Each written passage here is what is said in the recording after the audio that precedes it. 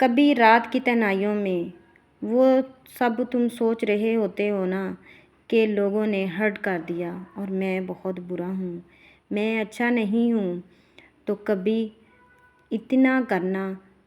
کہ لوگوں کو چھوڑ کر، لوگوں کی پرواہ کیے بنا کہ لوگ اچھا نہیں سمجھتے، میری زندگی کا کوئی مقصد نہیں، مجھے کچھ سمجھتے ہی نہیں، وغیرہ وغیرہ۔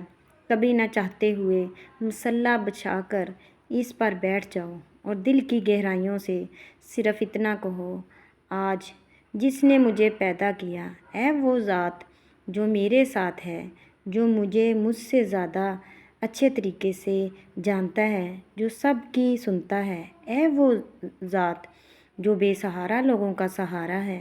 اے وہ ذات کہ جسے جب کوئی جہاں سے بھی جیسے بھی پکارتا ہے وہ اس سے لبیک کہتا ہے، اے وہ ذات جو ٹوٹے ہوئے دلوں کو جوڑ دیتا ہے،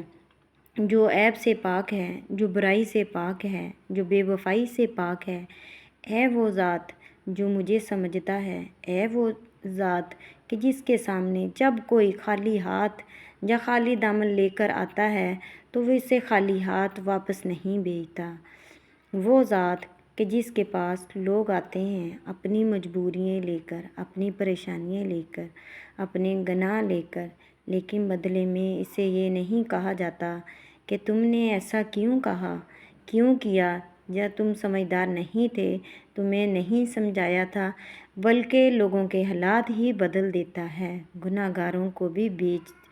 ایسے بھیجتا ہے واپس کہ ان کی مشکلات اور پریشانیاں جو ان کو گھیرے ہوئے تھے ان کو ان کی پریشانیوں سے نکال کر لوگوں کے حالات کو بدل کر واپس بھیجتا ہے۔ سبحان اللہ، جو کسی سے کچھ نہیں مانگتا، بس صرف دیتا ہی رہتا ہے، کہ جو کسی کا محتاج نہیں ہے، وہ کسی کا محتاج نہیں، بس سب اسی کے محتاج ہیں۔ اور تم پکارو تو صحیح رب کو، ایک بار ٹرائی تو کرو اپنے رب کو، دل سے رب کے آگے جھک کر تو دیکھو، وہ تمہیں تمہاری گندگی سے نکال کر پاک صاف زندگی کی طرف لے جائے گا، گناہوں کے اندھیرے سے نکال کر ہدایت کی روشنیوں کے سفر کروائے گا۔ ایک دفعہ بھروسہ تو کرو اپنے رب پر، ایک دفعہ اپنے رب کو اپنے گناہوں کی قربانی دو اپنے رب کے سامنے، اپنے نفس کی قربانی دو اپنے رب کے سامنے، تو وہ تمہاری اس توبہ کو قبول کرے گا اور خوش ہو کر اپنی رحمت کے دروازے تم پر کھول دے گا، تو یہ سودا تمہارے لیے فائدے کا ہوگا۔ ابھی بھی وقت ہے کہ رب کے آگے جھک جاؤ، یہ وقت ضائع مت کرو اور رب کے آگے اپنے کیے ہوئے گناہوں کا اقرار کرو۔